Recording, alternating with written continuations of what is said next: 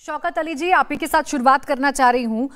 क्यों लगता है आपको कि अगर बाहर से आए हुए लोग, यानी कि वो लोग जो इस देश के वासी हैं और कश्मीर में काम करते हैं या किसी भी सिलसिले में 1 साल से ज्यादा रह रहे हैं, तो वो बीजेपी की साजिश है उनके वोट का अधिकार मिलना?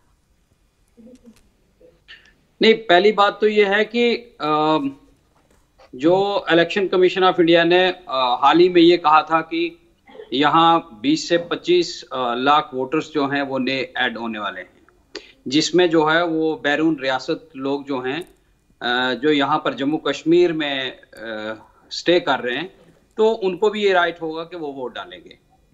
हमारा ये कहना है कि हजारों लाखों लोग जम्मू कश्मीर के डिफरेंट स्टेट्स में जो है वो नौकरियां कर रहे हैं, मजदूरी कर रहे हैं, मतलब एजुकेशन हासिल कर रहे हैं।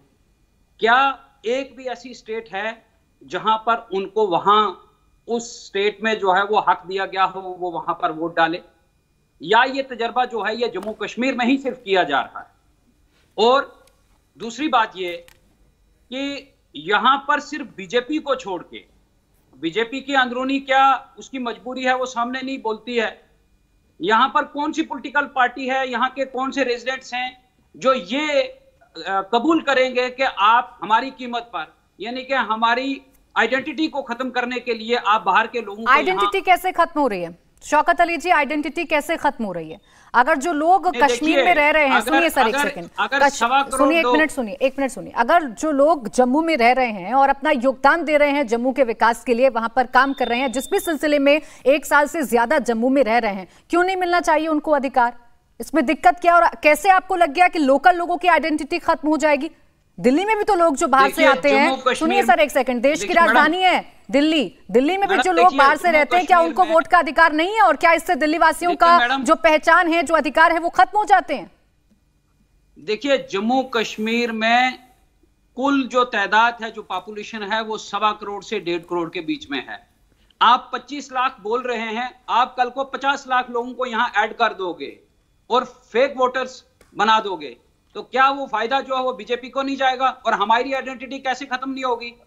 आप जम्मू कश्मीर के लोगों पर बीजेपी को भरोसा नहीं है कि वो उसको वोट देंगे? जम्मू कश्मीर के लोग क्या अलग लोग हैं शौकत अली जी? पहले एक छोटी सी बात मुझे समझाइए। जम्मू कश्मीर इस देश का हिस्सा है ना, जो नियम देश के बाकी हिस्सों पर लागू होते हैं वो क्यों नहीं लागू होंगे जम्मू कश्मीर पर भी? सबसे पहले आप मुझे समझाइए। वही तो मेरा सवाल है कि मुझे एक स्टेट, एक हिस्सा, एक डिस्ट्रिक्ट बता दीजिए। संविधान से अलग है सर क्या ये? संविधान से अलग है क्या ये? जन प्रतिनिधित्व अधिनियम 1950 और 1951 के तहत ये अधिकार मिलता है। मैडम, सिर्फ क्या जम्मू कश्मीर में जो बीजेपी के लिए सही है वहां कॉन्स्टिट्यूशन इंप्लीमेंट होता है, जहां पर नहीं होता वहां कॉन्स्टिट्यूशन आप दिक्कत नहीं बता पा रहे सर मुझे, आप ये नहीं समझा पा रहे कि आम लोगों की वहां पर कैसे, जो वहां की लोकेलिटी है उसकी पहचान कैसे खतरे में आ जाएगी? बीजेपी का जो मसला है उसका जवाब मुझे अभी शहजाद दे देंगे, मैं उनसे वो सवाल पूछ लूंगी। पहले आप इस बात का जवाब दीजिए सर। आप जो ये कह रहे हैं कि बीजेपी की साजिश है, आप जो ये कह रहे हैं कि बाहरी लोग कौन होते हैं शौकत अली जी? बाहरी लोग कौन होते हैं, समझाइए मुझे। एग्जाम्पल के लिए जम्मू कश्मीर में अगर फर्ज कीजिए उत्तर प्रदेश का कोई इंसान जाकर काम कर रहा है तो वो बाहरी हो गया शौकत अली जी। जम्मू कश्मीर क्या इस देश का हिस्सा नहीं है? नहीं, देश का हिस्सा है या नहीं है वो आपको भी मालूम है, मेरे को भी मालूम है। नहीं, आप बताइए ना मुझे तो मालूम है सर। आप मुझे बताइए, आपको लग रहा है कि आइडेंटिटी खत्म हो जाएगी? मुझे तो समझ में नहीं आता कैसे आइडेंटिटी खत्म हो जाएगी।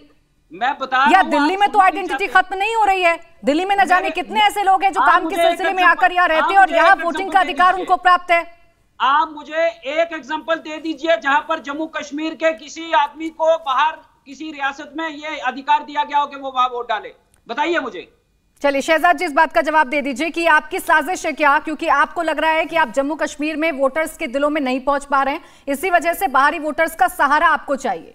देखिए, जब से बारामुल्ला और जिस राजौरी में जो रिस्पांस मिला है अमित शाह जी को, तब से ये परिवारवादी पार्टियां जो है वो मूलतः ही लोकतंत्र के खिलाफ काम करती है, उनमें बड़ा हड़कंप मचा हुआ है। और 370 से हटने के बाद तो और भी ज़्यादा। अब मैं आपको बताता हूँ क्यों।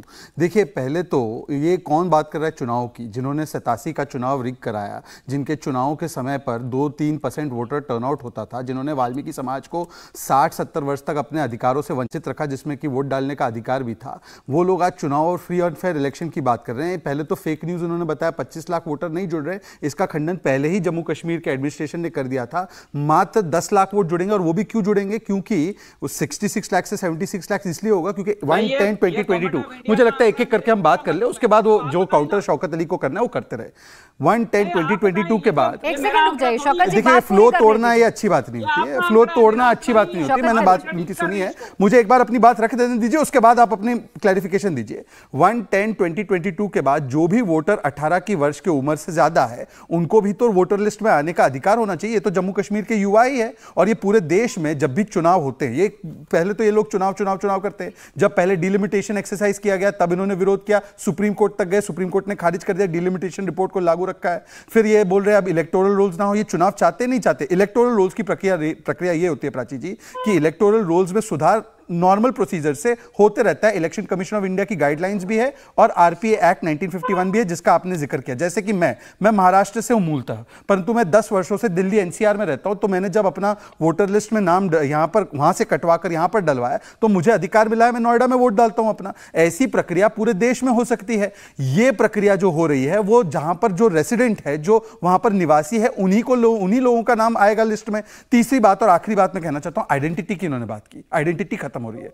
अरे भाई साहब, ऋषि कश्यप के नाम पर कश्मीर का नाम लिखा है, मां शारदा पीठ के से पहचान है इनकी। यह अध्यात्म का केंद्र है, हिंदू आस्था का सबसे बड़ा केंद्र था। 7 बार नरसंहार हुआ, और 7वीं बार जब नरसंहार हुआ, जब आपकी और कांग्रेस की और बाकी लोगों की सरकारें थी, तब 7 लाख कश्मीरी पंडितों को मारकर नरसंहार करके रलीफ सलीफ गलीफ कहकर मस्जिदों से उनको बाहर निकाला गया। आरती टिक्कू जैसे लोग थे उसमें शामिल। तब यह डेमोग्राफिक चेंज नहीं हुआ, तब यह प्रोफाइल और आइडेंटिटी चेंज नहीं हुआ। आज जब कश्मीरियों का उनका अधिकार उनको वापस दिया जा रहा है, जब वहां पर जो मूल वहां पर पीपीपी की राजनीति खत्म हुई है, परिवारवाद, पत्थरबाजी और पाकिस्तान परस्ती, और आज वो खत्म होकर डिसेंट्रलाइजेशन, डेवलपमेंट और डायलॉग की राजनीति शुरू हुई। और आपको मैं एक बात बताऊं, पहले जमहूरियत क्या था? 3 परिवारों के लिए जमहूरियत था, 6 लोकसभा सीटें होती थी, 87 विधानसभा सीटें। आज 30,000 लोगों को 30,000 लोग चुने गए हैं, चाहे वो तहसील चुनाव हो, बीडीसी के चुनाव हो, डीडीसी के चुनाव हो। इंडिया टीवी हर वक्त हर जगह डाउनलोड करने के लिए सर्च करें